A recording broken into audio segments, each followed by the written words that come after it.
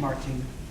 There were two parts to the question. The first part was to share our thoughts on how we think the state and county governments are allocating current resources.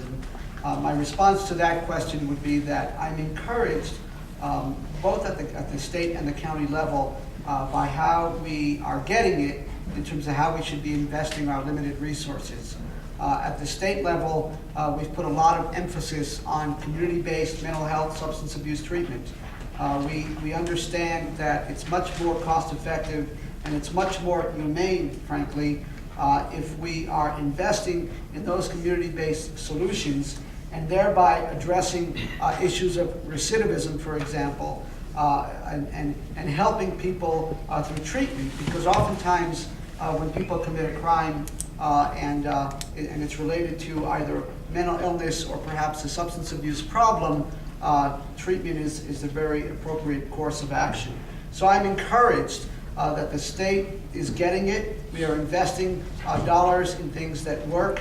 And frankly, at the county level, I've sat down, for example, with Gary Darling in the Sheriff's Department, and I'm very impressed by a lot of the creative and innovative things that are taking place at the county level to use the dollars wisely to help address the problems that folks are dealing with. I think I remember a couple of years ago, there was some reference to the cost to the county, and help me, Lou, Commissioner Gator, if I'm getting this incorrect, and that is we were spending a couple of $100,000 on psychotropic medications to help address some of these issues. This was a couple of years ago before you were a county commissioner. So I'm encouraged by how we're allocating the resources.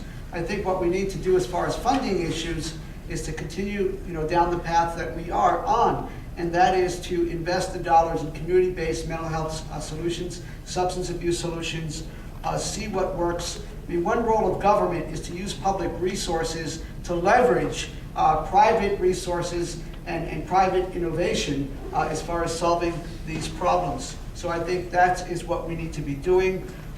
We need to be targeting our efforts. For example, I mentioned about people who have been incarcerated and they're trying to reintegrate back into society. I mean, they face a lot of challenges in order to find employment and in order to reintegrate back into society. Veterans, that's another subpopulation. Many veterans, particularly Vietnam-era veterans, are dealing with homelessness issues. And so we target our resources to address everything from dual disorders to supportive housing. We'll get more into that in a moment. It's a moral issue, it's an economic issue, and I would work with community folks to see how we could find the funding for a Larimer County Detox Center.